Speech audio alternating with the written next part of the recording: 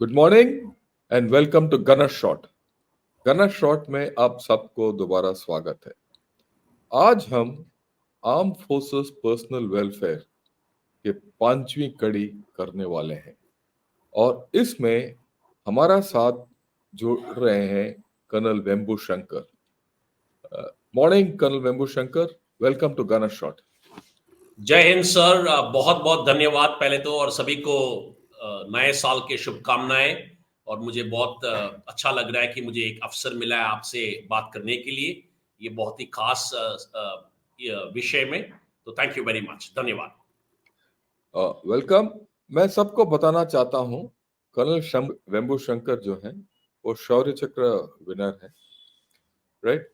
उन्होंने फौज से प्रीमेच्योर रिटायरमेंट लिया है और आजकल जैसे उनके बैकग्राउंड में आपको नजर आ रहा है, वो प्रोजेक्ट संबंध चला रहे हैं। क्या है प्रोजेक्ट संबंध? प्रोजेक्ट संबंध वो प्रोजेक्ट है जो casual families of physical casualties जो फौज में जो हो जाता है फौज के सर्विस के दौरान, उनके फैमिलीज के साथ संबंध रखते हैं और बहुत नेक काम कर रहे हैं ये। और इसीलिए मैंने इनको बुलाया ताकि अब सबको पता चले, अगर आप कभी भी ऐसी स्थिति में पहुंचते हैं कि आपको इनका मदद चाहिए तो इनके पास आ सकते हो। और खास करके ये एक वीडियो आपके फैमिलीज को दिखाइए क्योंकि उनके लिए इम्पोर्टेंट है। और उससे ज्यादा ये है कि मैं चाहता हूं, मेरा रिक्वेस्ट है सबसे कि ये वीडियो है, जितने भी सर्विंग सोल्जर्स हैं, चाहे वो आर्मी, नेवी या एयरफोर्स में है, उनको दिखाइए और उनके फैमिलीज को के पास पहुंचा दीजिए। राइट। इसके साथ हम शुरू करते हैं कल वेम्बू शंकर के साथ। वेम्बू, बहुत अच्छा हुआ आपके साथ आज संबंध हुआ है। मेरे ख्याल में आपका प्रोजेक्ट संबंध का पहला कड़ी है ये बताइए, आपका थोड़ा बैकग्राउंड बताइए और आप मेरे को बताइए ये इसमें कैसे आपने कदम रखा है और इसके बारे में थोड़ा बैकग्राउंड भी बताइए। बिल्कुल, thank you very much sir, बहुत धन्यवाद। मैं एक बिल्कुल सिविलियन बैकग्राउंड से हूँ। हमारे परिवार में कोई फौज में नहीं थे। हमने 12वीं क्लास के बाद नेशनल डिफेंस एकेडमी में ट्रेनिंग किया था और 3 साल के बाद फिर आर्मी चूज किया था। इसलिए मैं इंडियन मिलिट्री एकेडमी में 1 साल करने के बाद करीब 20 साल का नौकरी हमने सर्विस किया था आर्मी में, जिसमें हम हर जगह इंडिया भारत के जितने भी हर कोने में हमने सर्विस किया था।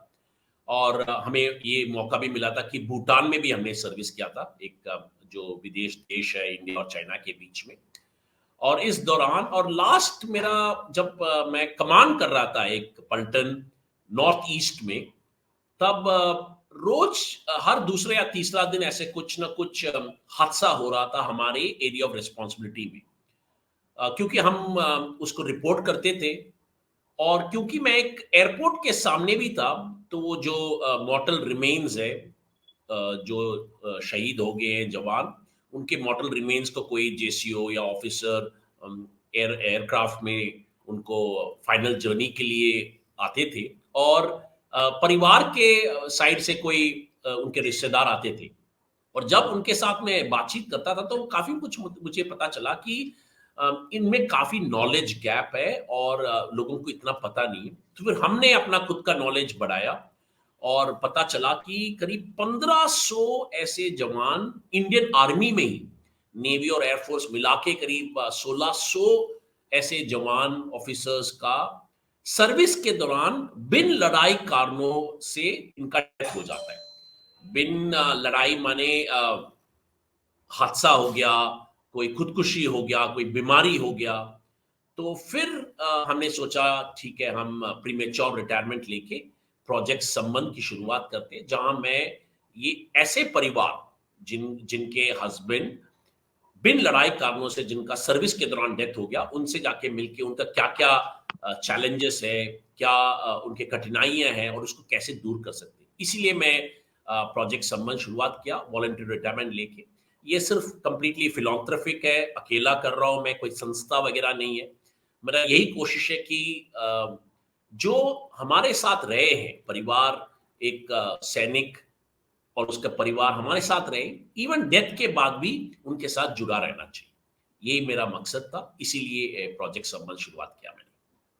ये आपने बहुत अच्छा बात बताया, और बहुत it's very encouraging for me कि एक ऑफिसर जो कमांड कर रहा है, कमांड सक्सेसफुल कमांड करने के बाद एक शौर्य चक्र अवार्डी जो है वीरता के लिए, अपना फौजी परिवारों के लिए आप इतना कुछ कर रहे हो।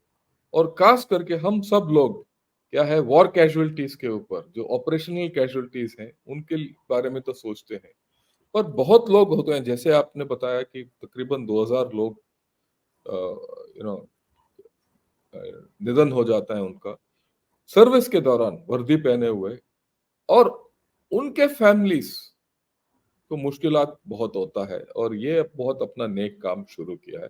तो आप थोड़ा ये प्रोजेक्ट संबंध के बारे में बताइए, क्या है ये प्रोजेक्ट संबंध? हाँ जी, ये एक्चुअली सर्विस के दौरान एक सैनिक का निधन 2 प्रकार का होता है। एक तो जैसे आपने बताया था लड़ाई के कारण, उनको बोलते हैं बैटल कैजुअल्टी। हर साल करीब ऐसे 100 सैनिक का निधन हो जाता है, कोई टेररिज्म के कारण, कोई वॉर हो गया या कोई बॉर्डर एरियाज़ में हो गया, लड़ाई के कारण जो डेथ हो जाती है। मगर हर साल बिन लड़ाई कारणों के कारण भी डेथ हो जाता है। जब किसी सैनिक का मृत्यु हो जाता है, तब तो आर्मी, सोसाइटी सारे आ जाते हैं मदद करने के लिए। पहले 6 महीना 8 महीना सारे आ जाते हैं, इमोशनल सपोर्ट होता है, उनको टर्मिनल बेनिफिट्स मिलता है, कोई इंश्योरेंस हो जाता है, कोई उनके लीव एनकैशमेंट हो जाते हैं, उनके ग्रेचुइटी हो जाता है।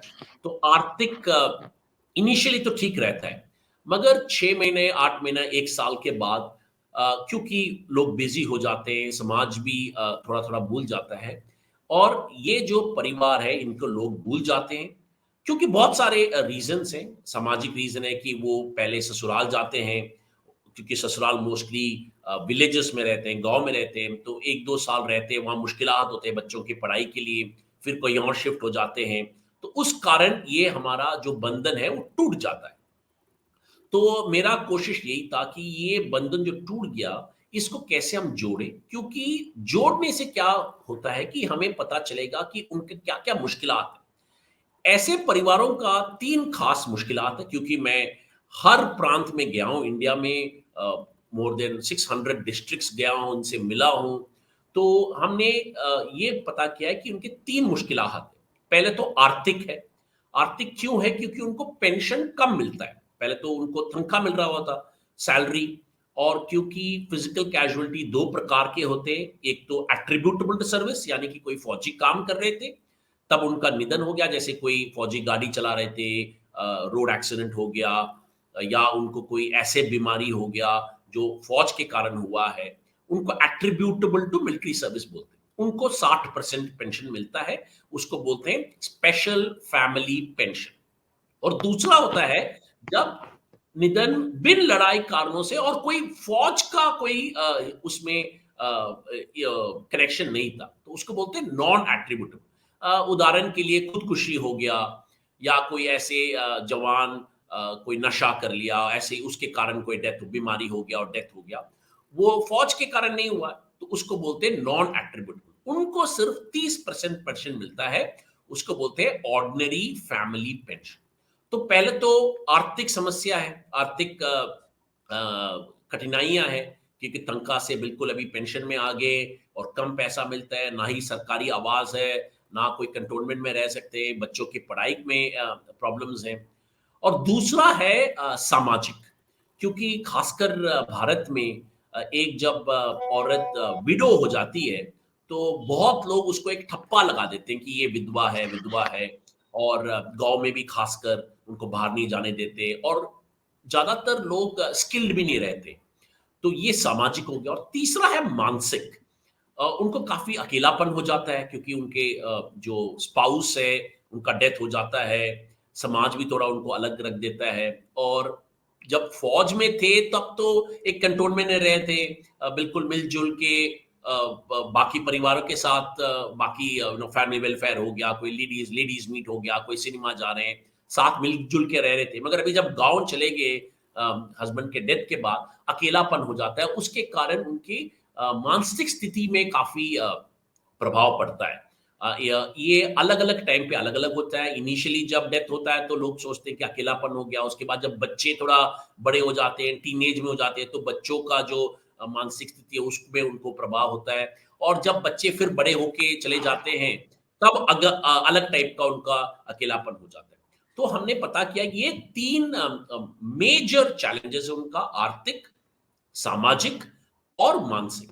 और इन तीनों का हम ये नहीं बोल सकते कि हल ढूंढ सकते, मगर एटलीस्ट हम कोशिश कर सकते हैं इनका जो हल ढूंढने के लिए। वो सिर्फ तभी हो सकता है जब हम उनके साथ एक कनेक्ट बना के रखें। कनेक्ट मतलब बच्चे क्या कर रहे हैं, उनके क्या कोई हम उनको कोचिंग दे सकते हैं, उनके पढ़ाई के लिए कोई स्कॉलरशिप मिल सकता है, क्योंकि आर्मी, एयरफोर्स और नेवी और गवर्नमेंट ऑफ इंडिया ने काफी स्कॉलरशिप स्कीम्स और पढ़ाई के लिए मदद करते हैं, और ना कि पढ़ाई के लिए, मगर वो कोई उनको नौकरी करना है, सरकारी नौकरी के लिए रिजर्वेशंस है, प्राइवेट जॉब्स भी मिल सकता है उसके लिए भी रिजर्वेशंस है। इसके अलावा जब रीमैरिज करना चाहती है कोई विडो, उसके लिए भी मदद करता है आर्मी, एयरफोर्स, नेवी और गवर्नमेंट ऑफ इंडिया। तो बहुत सारे ऐसे एंटाइटलमेंट ग्रांट्स एंड स्कीम्स है, मगर इनको पता नहीं होता है क्योंकि इनका अवेयरनेस नहीं है, जागरूकता नहीं है, और उनके पास पहुंच नहीं रहा है। और क्यों पहुंच नहीं रहा है? क्योंकि हम उनके साथ टच में नहीं है। तो प्रोजेक्ट संबंध नहीं रखते, संबंध नहीं रखते हैं। तो प्रोजेक्ट संबंध का संबंध नहीं यही रखते। है कि या उनके साथ कैसे संबंध करें। तो हमने राइट, एक ऐसे मोडस ऑपरेंडी किया कि कैसे संबंध रखना है। राइट। अब हम आएंगे किस तरीके से आपने संबंध शुरू किया, ऑर्गेनाइजेशन क्या है वगैरह वगैरह, पर थोड़ा ब्रॉड एंटाइटलमेंट्स क्या होते हैं ऐसे, next of kin of physical casualties, right? जैसे उनका क्या पेंशन तो आपने मोटे मोटे तौर बिल्कुल, पर मैं बता बताऊंगा दिया, आपको। को उनको अब क्या चिकित्सा का प्रबंध प्रावधान होता है या नहीं, पढ़ाई का है, स्कॉलरशिप्स हैं, बिल्कुल, कैंटीन बिल्कुल, का फैसिलिटीज होते हैं, ये थोड़ा जरा विस्तार में बताइए। बिल्कुल। आप तो है, ये सब जितने भी चीज़ें आपने बताया, उसके लिए सरकार ने सोच समझ के उनको ये सब फैसिलिटीज़ दिया हुआ है। तो मैं इसको 2 बाँटों में वो करूँगा। पहले तो 2 भागों में बाँटूँगा इसको। पहले तो एक टर्मिनल बेनिफिट्स हो गया, जो डेथ के साथ तुरंत जो भी आर्थिक, बाकी जो जिसने बताया था आपने, कैंटीन फैसिलिटीज़, ईसीएचएस फैसिलिटीज़, ये सारे उनके लिए लागू हैं। जैसे एक नॉर्मल रिटायर्ड वेटरन का होता है, ऐसे ही उनके परिवार को भी लागू है। ये हो गया टर्मिनल बेनिफिट, जिसमें आपको पेंशन आ गया, एक एंटाइटलमेंट है पेंशन, जिसके बारे में बताया था मैंने। उसके अलावा ग्रेच्युटी हो गया, लीव एनकैशमेंट हो गया, उसके बाद उनके कोई इंश्योरेंस था तो इंश्योरेंस हो गया, अगर कोई ऐसे रोड एक्सीडेंट हो गया तो उसका अलग इंश्योरेंस है, कोई ट्रेन एक्सीडेंट हो गया तो रेलवेज के साथ एक एक्स ग्राशिया मिलता है। आर्मी, नेवी एंड एयरफोर्स कोई एक्स ग्राशिया देता है, ताकि इमीडिएटली वो आर्थिक स्थिति के लिए कर सकते हैं, लास्ट राइट्स के लिए भी पैसा देते। ये हो गया, ये सब टर्मिनल बेनिफिट्स हो गए। और हमने अपने एक्सपीरियंस में देखा है कि हमारा ऑर्गेनाइजेशन सबसे बढ़िया ऑर्गेनाइजेशन है, भारतीय सेना जो है, आर्मी, नेवी, एयरफोर्स, ये टर्मिनल बेनिफिट्स पहुंचाने में सबसे उम्दा है। और जितना जल्दी कर सकते हैं हम बिल्कुल इंटरेस्ट लेते हैं। जो कमान अधिकारी हैं, बाकी जो औजेदार हैं, इसमें काफ़ी इंटरेस्ट लेते हैं, और हम कोशिश करते हैं कि जो परिवार है, विडो है, बच्चे हैं, उनको ये सब पहुंचाना है। तो टर्मिनल बेनिफिट्स का हमेशा 100%, 99% डिलीवरी हो जाता है। इश्यू आता है जो टर्मिनल बेनिफिट्स के बाद, जैसे आपने बताया था, बच्चों की पढ़ाई। बच्चों की पढ़ाई एक बड़ी चीज है, क्योंकि जब सर्विस में है तो वो जनरली एक कोई आर्मी, नेवी या एयरफोर्स स्कूल में जाएंगे, आसपास कोई बस होगा उनको छोड़ने के लिए, कोई ट्यूशन का व्यवस्था होगा, ये सब होगा। मगर जब डेथ हो जाता है और वो ससुराल या कहीं और चले जाते हैं, तब ये पढ़ाई में प्रॉब्लम हो जाता है। तो सरकार और आर्मी, नेवी, एयरफोर्स ने इसके बारे में सोचा है। और ब्रॉडली मैं बताना चाहता हूं, पढ़ाई के लिए आर्मी में खासकर 2 जगह से खास स्कॉलरशिप्स मिलते हैं। एक है संस्था, directorate of Indian army veterans. इसको ये दिल्ली में है, directorate of Indian army veterans, aegis branch के अंदर आता है। ऐसे ही एयरफोर्स में डायरेक्टरेट ऑफ एयर वेटरन्स है और नेवी में भी ऐसी संस्था है। तो इन्होंने स्कॉलरशिप देते हैं। स्कॉलरशिप क्लासेस के मुताबिक है। जैसे फॉर एग्जांपल आर्मी में फर्स्ट टू 8th स्टैंडर्ड के लिए 10,000 रुपया मिलता है प्रति साल, 9th टू 12th के लिए 14,000, ग्रेजुएशन अगर कोई कर रहा है तो 20,000, पोस्ट ग्रेजुएशन कोई कर रहे हैं तो उसको 25,000, कोई प्रोफेशनल कोर्स कर रहे हैं लॉ मेडिसिन वगैरह उनको 50,000 रुपया मिलता है, और अगर ग्रेजुएशन कर रहे हैं तो उनको कंप्यूटर अलाउंस मिलता है 35,000 रुपए के लिए। और इसके अलावा ये जो बच्चों के लिए हो गया, मगर अगर जो विडो है, जो स्पाउस है, एनओके है, वो अगर खुद पढ़ना चाहती है, हायर स्टडीज करना चाहती है, स्किलिंग करना चाहती है, उसके लिए भी स्कॉलरशिप मिलता है। और ये सारे details Indian army veterans .gov.in है। हम इसको कमेंट सेक्शन में डाल देंगे ताकि लोग उसको देख पाए। उसके लिए कोई फॉर्म्स होता है, उसको भर के भेजना पड़ेगा। और इस साल के लिए, दैट इज एकेडमिक ईयर 22-23 के लिए उन्होंने डेडलाइन भी एक्सटेंड कर लिया है। 28 फरवरी तक हम भेज सकते हैं वो स्कॉलरशिप के लिए। बहुत आसान प्रोसेस है। फॉर्म भरना है, प्रिंसिपल से साइन करना है और 3-4 सपोर्टिंग डॉक्यूमेंट डाल के दिल्ली भेजना है DIAV में, और स्कॉलरशिप मिल जाएगा। पैसे की कमी नहीं है आर्मी, नेवी एंड एयरफोर्स के पास। खुद के जो बाकी जो डोनेशंस आते हैं CSR वगैरह, उसके उनके पास काफी पैसा है उनको देने के लिए। तो ये हो गया आर्मी, नेवी एंड एयरफोर्स के पास पैसा। इसके अलावा जो भारतीय सरकार है, उन्होंने भी ये सोचा है कि हाँ, बच्चों के पढ़ाई में मुश्किलात होगा, तो ये खास ये है कुछ चिल्ड्रन एजुकेशनल अलाउंस। जब सर्विंग होते हैं तो लोगों को चिल्ड्रन एजुकेशन अलाउंस मिलता है, जो 2 बच्चों के लिए रिस्ट्रिक्टेड है। ये नर्सरी से लेके 12th स्टैंडर्ड तक है, और ये तकरीबन 27,000 रुपया तक बन जाता है सिर्फ ट्यूशन के लिए, ट्यूशन फीस के लिए। और अगर हॉस्टल में रह रहे हैं तो 81,000 रुपीज मिलता है हर साल के लिए। ये भी बड़ा सिंपल प्रोसेस है। आर्मी में एक फॉर्म भरना पड़ता है, प्रिंसिपल से साइन कराना पड़ता है और एक सेल्फ डिक्लेरेशन देना पड़ता है। और ये आर्मी में रिकॉर्ड्स, रेस्पेक्टिव रिकॉर्ड्स, आरटी के तो आरटी में देना पड़ेगा, राजपूत में तो राजपूत में देना पड़ेगा, महार है तो महार रिकॉर्ड्स में देना पड़ेगा। और वहां भेजने के बाद वो उसको चेक करेंगे और उसके ऊपर एक पार्ट 2 ऑर्डर बनाएंगे और PAOR को देके आपके पेंशन अकाउंट में हर साल मिल जाएगा ये। और ये नर्सरी से लेके 12th स्टैंडर्ड तक है, 2 बच्चों के लिए है। मगर जो आर्मी, नेवी एंड एयरफोर्स अपने खुद के पैसे, जैसे मैंने DIV का बताया था, वो बच्चों में कोई रिस्ट्रिक्शन नहीं है। उसमें आप 3-4 बच्चे हैं, उनके लिए भी क्लेम कर सकते हैं। मगर CA जो है, जो सरकार देती है, वो सिर्फ 2 बच्चों के लिए, और अगर दूसरा बच्चा जुड़वा निकला तो वो 3 बच्चों के लिए भी हो जाता है। तो ये ब्रॉडली पढ़ाई के लिए है। इसके अलावा आर्मी, नेवी, एयरफोर्स और भारतीय सरकार दोनों ये चाहते हैं कि जो विडो है आगे बढ़े पढ़ाई में भी, सोशली भी, इसीलिए वो रीमैरिज के लिए सपोर्ट करते हैं। जैसे आर्मी 1 लाख रुपया देता है फॉर रीमैरिज ऑफ विडो। अगर वो विडो रीमैरिज करना चाहती है, मैरिज करने के बाद मैरिज सर्टिफिकेट और एक्सपेंसेस भेजने के बाद आपको 1 लाख रुपया तक मिल सकता है। और जो लड़कियां हैं, जो ऐसे फिजिकल कैजुअलिटीज के बच्चियां हैं, दैट इज लड़कियां हैं, वो जब शादी करते हैं उनके लिए भी 1-1 लाख रुपया मिलता है।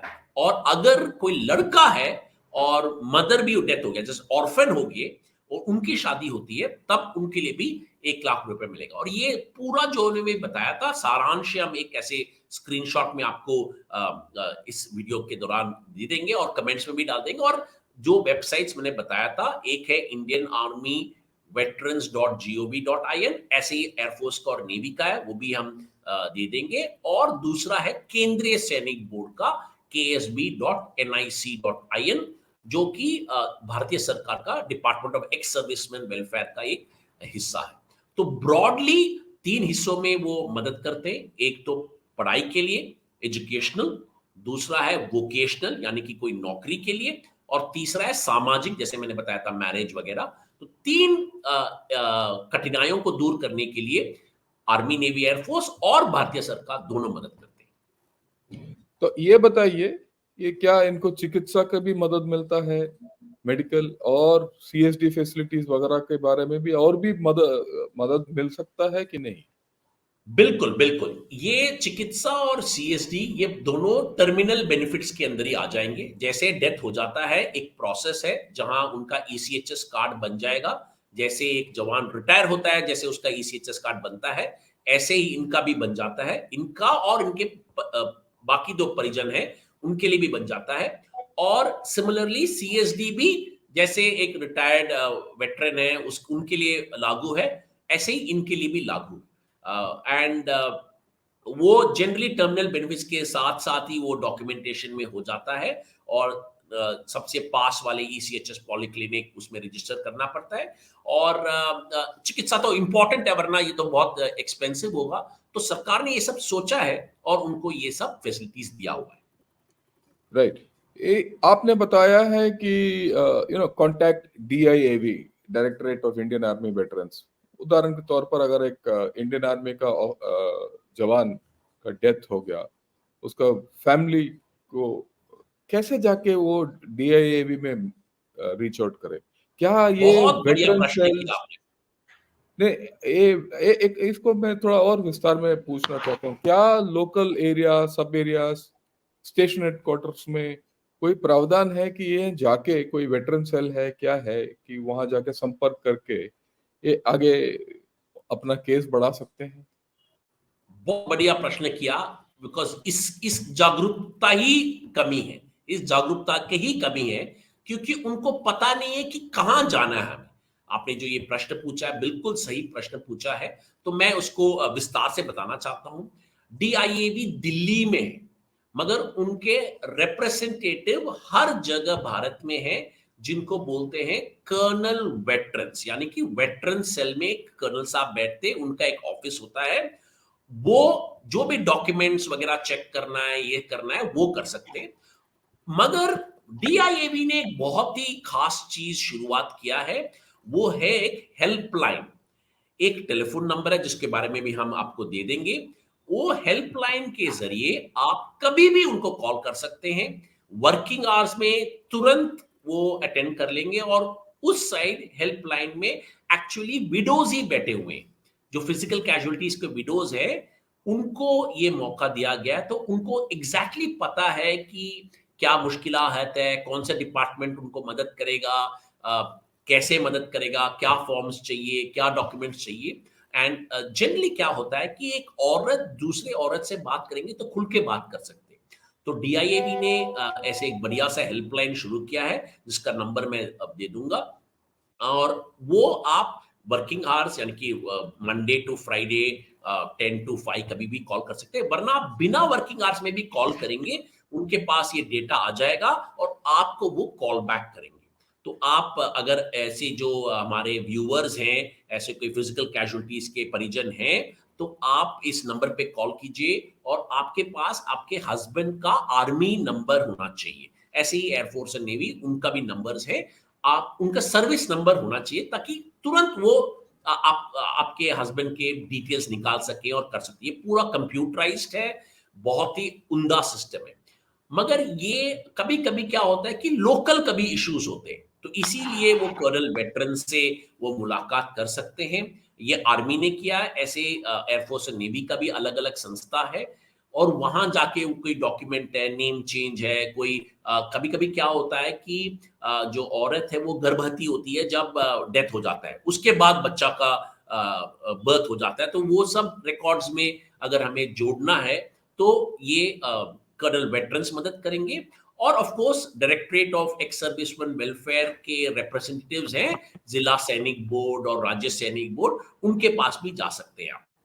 तो मगर डीआईएवी आर्मी के लिए डीआईएवी के जो टेलीफोन नंबर्स है उनका वेबसाइट हर भाषा में आप देख सकते हैं। करीब 20 भाषा में उन्होंने वेबसाइट किया हुआ है और जो कॉल सेंटर में करीब 5-6 भाषा में लोग भाषा आता है उनको तो वो बात कर सकते हैं। तो ये हेल्पलाइन का नंबर, वेबसाइट, ये सब कुछ हम कमेंट सेक्शन में डाल देंगे। सो अगर कोई ऐसे परिवार ये वीडियो देख रहे हैं तो वो प्लीज हेल्पलाइन कॉल कीजिए। जस्ट उनको फोन करके बोलिए कि मैं ऐसे ऐसे हूं, हो सकता है कि वो आपको बताए कि हो सकता है कि आपको कोई और नया आर्थिक मदद मिल सके। राइट। तो आपने अच्छी तरीके से बता दिया कि गवर्नमेंट ऑफ इंडिया, भारत सरकार और आर्मी, नेवी और एयरफोर्स जो फिजिकल कैजुअलिटीज के फैमिलीज के लिए बहुत प्रावधान है, जो ले सकते हैं, और उनका ये एंटाइटलमेंट है। ये ऐसे नहीं कि हम कोई आपके लिए कोई फेवर कर रहा है, ये आपका हक है। राइट। ओके। तो ये आपने बता दिया, पर अमूमन ये देखा गया है कि इसके बावजूद प्रॉब्लम होता है एक नारी को या एक फैमिली को, या ये सब यू नो बेनिफिट्स को हासिल करने के लिए। और मेरा अच्छी बात है आपने ये प्रोजेक्ट संबंध शुरू किया है। तो इस लिहाज से में आप क्या कर रहे हो इस प्रोजेक्ट संबंध में? क्या ये लोग आपके साथ कांटेक्ट कर सकते हैं? अगर कर सकते हैं तो कैसे कर सकते हैं? और आप उसके बारे में बताइए, ताकि इसके बारे में भी सबको पता चले कि ऐसे भी लोग हैं जो बाकियों को मदद करना चाहते हैं, जैसे आप हो। राइट। थोड़ा बताइए। बिल्कुल मैं तो आभारी हूँ कि भगवान को कि मुझे ऐसे मौका मिला जो फ़ौज मुझे सब कुछ दिया है। मेरा यही मकसद है कि मैं फ़ौज और उनके जो परिवार है, उनके लिए कुछ कर पाऊँगा। बिल्कुल अगर मुझे कॉन्टैक्ट करेंगे, मैं अपने कॉन्टैक्ट डिटेल्स और ईमेल एड्रेस दे दूँगा। क्योंकि मैं सिर्फ़ फ़िज़िकल कैज़ुअल्टीज़ के नेक्स्ट ऑफ किन के बारे में डील कर रहा हूँ, क्योंकि मेरा नॉलेज अच्छा है। तो कभी-कभी क्या होता है कि जो संस्था है, जो सरकारी संस्था है, उनके पास बहुत सारे कॉल आ जाते हैं, प्रायोरिटी कम हो जाता है, क्योंकि वो संस्था वेटरन्स को भी देखना पड़ता है, बैटल कैजुअल्टीज़ के लोगों की भी देखना पड़ता है, जो वेटरन्स के विडोज़ का भी देखभाल करना पड़ता है, और फिज़िकल कैजुअल्टी प्रायोरिटी में थोड़ा लेस हो जाता है। तो अगर हमें कॉन्टैक्ट करें, तो हम उनको थोड़ा गाइड कर सकते हैं और करेक्ट कनेक्ट कर सकते हैं। तो प्रोजेक्ट संबंध में आजकल मैं क्या कर रहा हूँ कि इस प्रोसेस जो है कनेक्ट का, इसको कैसे इंस्टीट्यूशनलाइज करना है।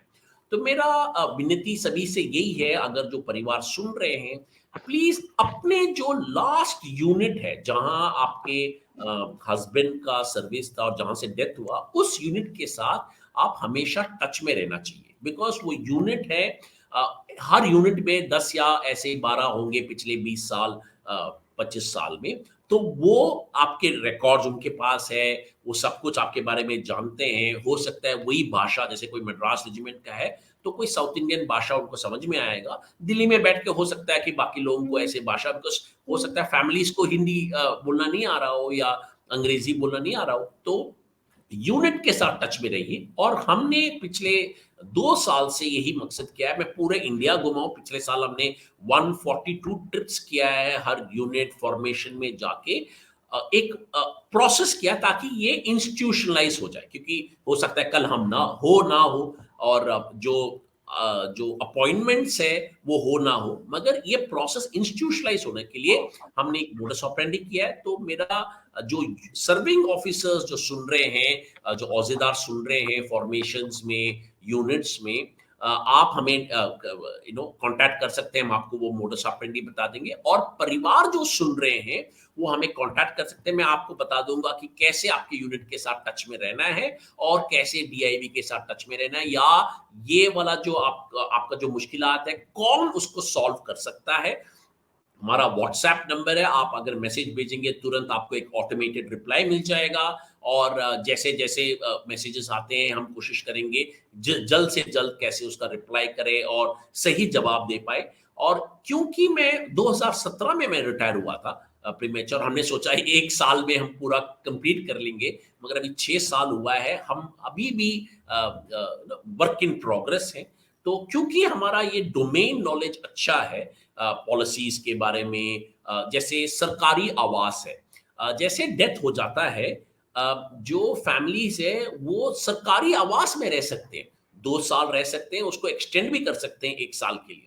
सो 3 साल आप एक सरकारी आवास में रहेंगे तो आपके लिए अच्छा है, क्योंकि ससुराल और गांव में हैं, सरकारी आवास में रहेंगे तो बच्चों की पढ़ाई के लिए आसान रहेगा, कोई ट्रांसपोर्टेशन अच्छा रहेगा, और आपका जो मानसिक स्थिति है वो भी आप ग्रीफ को थोड़ा आसानी से हैंडल कर पाएंगे। तो ये सारे पॉलिसीज, ये सब हम बता सकते हैं कि क्या है क्या नहीं है, और आपको यूनिट के साथ कैसे टच कराना। तो प्रोजेक्ट संबंध का हमारे पास एक पैसा नहीं है आपको देने के लिए, मगर हमारे पास ज्ञान है और नॉलेज है जो आपके साथ हम शेयर कर सकते हैं, और एक्सपीरियंस है इसमें डील करने के लिए।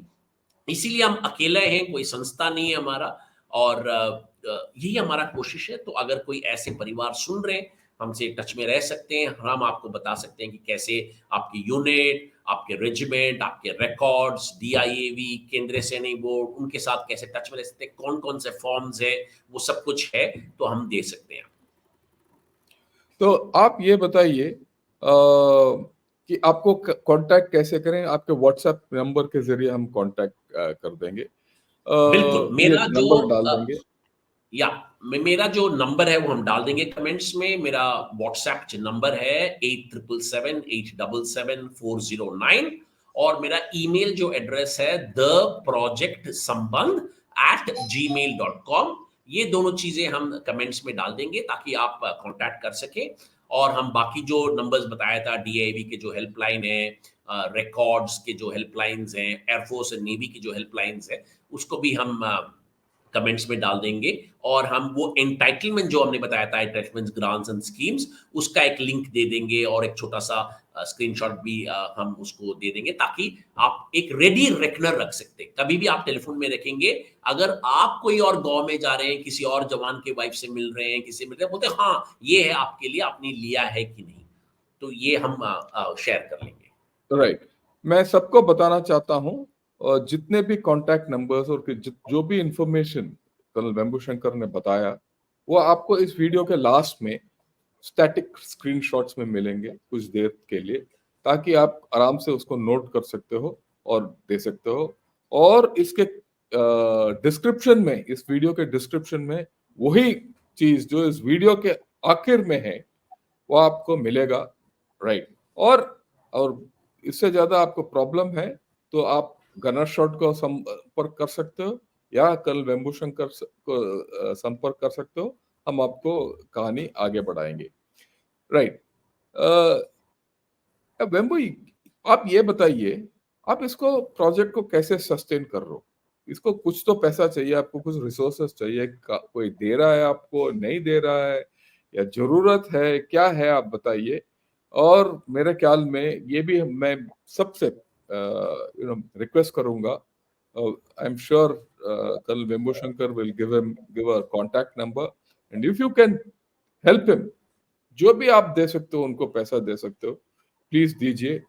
राइट। उन्होंने पूछा नहीं, पर मैं अपने आप अनाउंस कर रहा हूँ। Right. I think he deserves something, and knowing Vembu general, Shankar now for. आपकी वो अच्छा है, तो मैं तो यही विनती कर रहा हूँ, मुझे एक पैसा भी नहीं चाहिए, मुझे एक नहीं पैसा नहीं, भी यू नहीं चाहिए। मैं यू अपने स्टिल नीड, मैं मैं आप मैं मेरी बताता तरफ हूँ से कैसे मैं एक। सस्टेन करता हूँ। मैं ओके। बताता हूँ कैसे मैं सस्टेन करता हूँ। मुझे पेंशन मिलता है, सरकार मुझे पेंशन दे रहा है, क्योंकि हमने आर्मी के सर्विस किया था, और हमने ये सोचा है कि उस पेंशन में से 30% हम इस प्रोजेक्ट संबंध के लिए लगाएंगे। और मेरा जो एक्सपेंसेस है, 3 मेजर इश्यूज हैं, वो है ट्रैवल, खाना पीना और रहना, जब भी मैं बाहर जाता हूँ। तो मैं उस 30% से ही करता हूँ, क्योंकि मैं एक गैलेंट्री अवार्ड हूँ, तो मेरा ट्रेन का जो पास मिलता है मुझे जाने आने के लिए, वो एक फ्री पास मिल जाता है। तो हम कोशिश करते हैं कि हमारा नीड को कैसे कम करें। हमें एक पैसा नहीं चाहिए, मगर आप अगर आप डोनेट करना चाहते हैं एज अ इंडिविजुअल, तो मैं आपको एक चीज बता सकता हूं कि आप एज एन इंडिविजुअल डोनेट करना चाहते हैं, तो मैं आपको आइडेंटिफाई कर सकता हूं कि कौन से ऐसे बच्चे हैं जिनको आप डोनेट कर सकते हैं। मैं एक उदाहरण के लिए केस स्टडी बताता हूं आपको, बिकॉज सरकार उतना ही कर सकता है। हम गए थे एक सुंदर बनी बोल के एक जगह में गए थे, जम्मू कश्मीर में। वहां ऐसे एक विडो और उनके बच्चे से मिले थे, तो बच्चे 9th स्टैंडर्ड में थी। तो हमने पूछा, बेटा क्या करना चाहते हो? बेटी ने बोली, उसने बोला, uncle I want to be a cardiologist. हम तो हिल गए थे, सुंदर बनी में छोटा सा गांव है, वहां इतना कॉन्फिडेंट एक गर्ल है। तो हमने उनसे पूछा, 9th स्टैंडर्ड में पढ़ रहे हो, आपने जो स्कॉलरशिप वगैरह लिया? उन्होंने बोला, हमें तो पता नहीं था। तो हमने उसका फॉर्म वगैरह भर के भेज दिया। उनको तो 10,000 रुपया मिला था 8th क्लास के लिए, उसके बाद 14,000 रुपया मिला था। मगर हमें पता था कि इसमें जज्बा है, इस लड़की में जज्बा है। तो फिर हमने, जैसे अभी जनरल साहब ने बताया था, हमने बाकी लोगों को बोला कि हम कैसे इसको मदद कर सकें, इस लड़की को कैसे मदद कर सकें। फिर काफ़ी लोग आए और बोले कि हाँ, हम इसको तो पहले नीट का कोचिंग का करना पड़ेगा, नीट का कोचिंग तो काफ़ी महँगा होता है, वो 10-14 हज़ार से नहीं हो पाएगा। तो किसी ने बोला कि हम इसका नीट का कोचिंग का स्कॉलरशिप दे देंगे, किसी ने बोला हम इसको लैपटॉप देंगे, उस ज़माने में कोरोना आने वाला ही था, आया नहीं था तब, बट लैपटॉप ज़रूरी है अगर कोई ऐसी कोचिंग कर रहे हैं तो। फिर वो सुंदरबनी से उसको हमने जम्मू शिफ्ट कराया। उसके मदर के लिए फिर यूनिट इन्वॉल्व हो गए, मदर के लिए कोई ऐसे एक वोकेशनल सपोर्ट दिया था। तो ऐसे करते-करते वो जो लड़की है 10th स्टैंडर्ड में 484 आउट ऑफ 500 उसने लिया था, जज़्बा था, और 12th स्टैंडर्ड में 492 आउट ऑफ 500 लिया था। और आज के तारीख में वो जम्मू में मेडिसिन की तैयारी कर रही है, मेडिसिन की एमबीबीएस कर रही है। एंड ऐसे ही बहुत सारी स्टोरीज है। तो जो सरकारी और आर्मी जो आर्थिक वो करता है, उससे ज्यादा है अगर ऐसे कोई मदद मिल जाए। और ऐसे ही एक और औरत थी चेन्नई में ही, हम चेन्नई के रहने वाले हैं। हम जब उनसे मिलने के लिए गए थे तो वो एक आर्ट क्लास चला रहे थे अपने घर में। तो हमने पूछा ये क्यों चला रहे हो, वो बोलते हमें किराया देना पड़ता है, पेंशन से तो नहीं हो पाएगा। फिर हम बाकी जो जनरली मैं क्या करता हूँ कि जब मैं इनसे मिलने जाता हूँ तो एक दो महिलाओं को ले जाता हूँ, क्योंकि एक महिला दूसरे महिला से आराम से खुल के बात कर सकते हैं। तो एक महिला मेरे साथ जो आए थे, उन्होंने बोला कि मेरी बेटी मेकअप सिखाती है। तो मैं पूछता हूँ कि मेरी बेटी से क्या उसको ट्रेनिंग दे सकते हैं, मगर कोर्स का फीस है 2.5 लाख रुपया। तो 2.5 लाख रुपया कॉस्टली होता है, मगर कंसेशन कुछ मिल जाए। तो उन्होंने बेटी से पूछा, बेटी ने बोला इनसे क्या हमें पैसा लेना है, तो फौजी की वाइफ है। तो उन्होंने उसका कोर्स फ्री में करा दिया, और 21 दिन का कोर्स करने के बाद आज वो जो एनओके है, मेकअप ट्रेंड है, हेयर में ट्रेंड है, वो हर सिटिंग में 50,000 रुपया उसको मिल रहा है। ऐसे मेकअप करने में, साड़ी बांधने के लिए उनको 20-20 हजार रुपया मिल रहा है। कोई रिजॉर्ट में रहते हैं, आजकल जो ब्राइडल मेकअप वगैरह काफी ये होता है, तो उन्होंने उनको एक स्किल दिया। तो मेरा विनती आपके जो व्यूअर्स हैं, हमें एक पैसा नहीं चाहिए, मगर अगर आप सपोर्ट करना चाहते हैं, दो चीजें सपोर्ट कर सकते हैं। एक तो जो उनके एंटाइटलमेंट्स है उनको दिलाइए, वो इंपॉर्टेंट है। अगर कोई फौजी सुन रहे हैं, सर्विंग औजेदार सुन रहे हैं। दूसरा, अगर आपके कोई जान पहचान है, कोई नौकरी का अपॉर्चुनिटीज है, या कोई स्किल डेवलपमेंट का अपॉर्चुनिटीज है, या आप कोई लैपटॉप, टैबलेट वगैरह इन बच्चों को, बिकॉज कंप्यूटर ग्रांट तो ग्रेजुएशन में मिलता है, मगर बच्चों को तो जरूरत पहले ही होती है आजकल ऑनलाइन क्लासेस वगैरह करने के लिए, ऐसे है। और अगर आप बता सकते हैं तो फिर हम उनको आइडेंटिफाई कर देंगे जो बच्चे इसके लिए एलिजिबल हैं, और उनसे पहले परमिशन ले लेंगे क्या वो रिसीव करना चाहते हैं। कभी कभी क्या होता है कि कोई रिसीव नहीं करना चाहता है कोई ग्रांट या सपोर्ट, तो उनसे परमिशन ले लेंगे। काफी लोगों के लिए किया है हमने ये, और उसके बाद आपको वन ऑन वन हम जोड़ देंगे, फिर आप डायरेक्टली उनको डोनेट कर सकते हैं या वो कर सकते हैं। मगर क्योंकि हम कोई संस्था नहीं है, इसके लिए आपको कोई टैक्स रिबेट वगैरह नहीं मिलेगा। आपको ये सोचना चाहिए कि आप किसी की जिंदगी में बदलाव ले आ रहे हैं। तो हमारा यही मानना है कि हर आदमी अगर एक छोटा सा काम करे और बहुत सारे लोग करें, तो किसी के जिंदगी में बड़ा सा एक इम्पैक्ट ले आ सकते हैं। A small right. Action by a lot of people can get a big impact.